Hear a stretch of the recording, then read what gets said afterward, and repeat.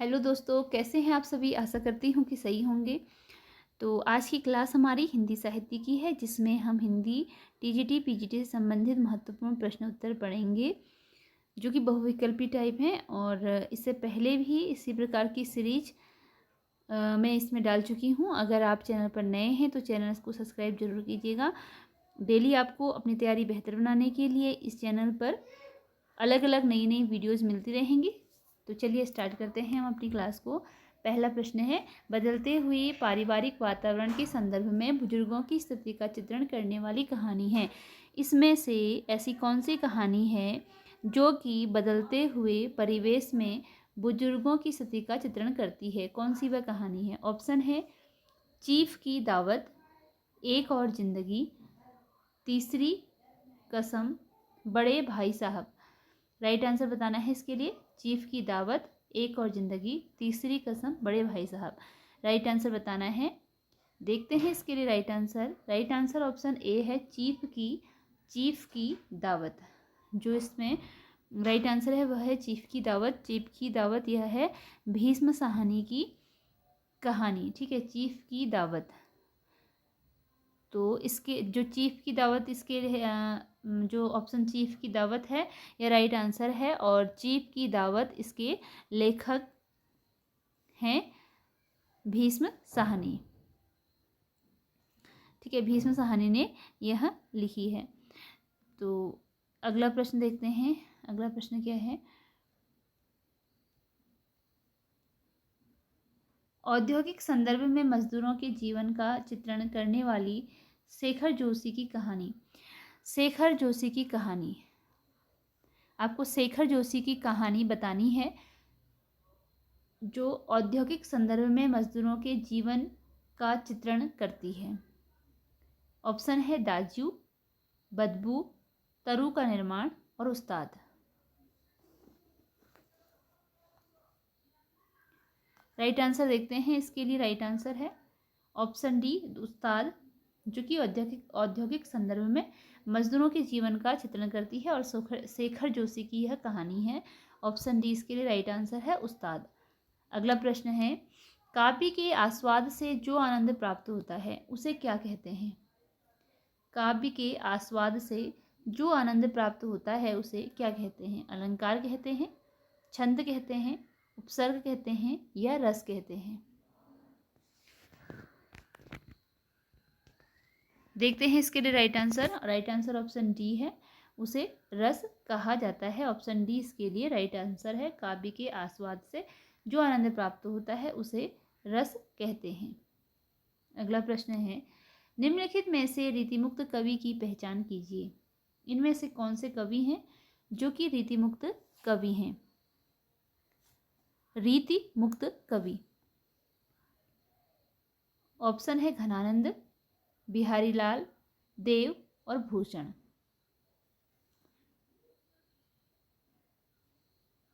Right answer बताना है इसके लिए। तो देखते हैं कि इसका राइट आंसर क्या है। इसके लिए राइट आंसर ऑप्शन ए है, घनानंद। घनानंद जो है यह रीति मुक्त कवि हैं और जो बिहारी हैं यह तो रीति सिद्ध कवि हैं। रीति सिद्ध कवि और ये आपके रीति बद्ध कवि हैं। तो घनानंद के अतिरिक्त रीति मुक्त कवि और भी रीति मुक्त कवि हैं, जिनमें आलम हैं, बोधा हैं, ठाकुर हैं और देव हैं।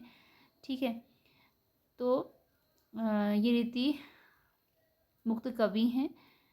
अगला प्रश्न है, ग्रियर्सन ने खड़ी बोली को क्या नाम दिया है? जॉर्ज ग्रियर्सन ने खड़ी बोली को क्या नाम दिया है? वर्नाक्यूलर हिंदवी, पश्चिमी हिंदी, वर्नाक्यूलर हिंदी, पूर्वी हिंदी। राइट आंसर बताना है आपको इसके लिए। क्या राइट आंसर होगा? इसके लिए राइट आंसर है option A, vernacular Hindavi. Option A, vernacular Hindavi. Grierson ने खड़ी बोली को वर्नाक्यूलर हिंदवी नाम दिया है। अगला प्रश्न है, 1977 ईस्वी में जनवादी विचार मंच की जनवादी विचार मंच की स्थापना किस विश्वविद्यालय में हुई? इलाहाबाद विश्वविद्यालय में, कोलकाता विश्वविद्यालय में, पंजाब विश्वविद्यालय में या दिल्ली विश्वविद्यालय में? राइट आंसर देखना है और इसके लिए राइट आंसर ऑप्शन डी है, दिल्ली विश्वविद्यालय में। 1977 में जनवादी विचार मंच की स्थापना दिल्ली विश्वविद्यालय में हुई थी। अगला प्रश्न है, मिलान कीजिए, मिलान करना है।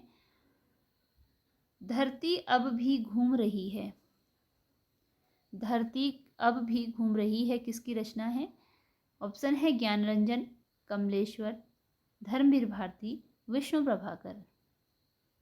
राइट आंसर ऑप्शन डी है, विष्णु प्रभाकर की रचना है धरती अब भी घूम रही है। ऑप्शन डी विष्णु प्रभाकर की रचना है। अगला प्रश्न है, छोटे छोटे ताजमहल, छोटे छोटे ताजमहल किसकी रचना है? प्रभा खेतान की, राजेंद्र यादव की, मन्नू भंडारी की या अज्ञे की? देखते हैं इसके लिए right answer. Right answer option B है, राजेंद्र यादव। छोटे छोटे ताजमहल यह रचना राजेंद्र यादव की है। ऑप्शन बी इसके लिए राइट आंसर है।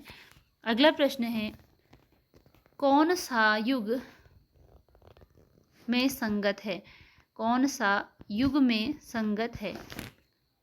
ये युग गलत है, यहाँ पर है युग्म, ठीक है, यानी कि जोड़ा। कौन सा युग में इसमें सही है?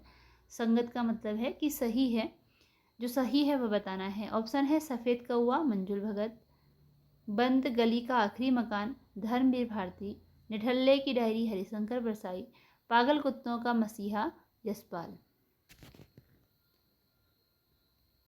इसका राइट आंसर ऑप्शन डी है, पागल कुत्तों का मसीहा। ये क्वेश्चन कुछ गलत हो गया है, इसमें कौन सा युग्म संगत है ऐसा लिखा है, तो इसमें कौन सा युग्म संगत नहीं है यह होना चाहिए था। मतलब कि कौन सा ऐसा है जो कि सही नहीं है वो बताना है।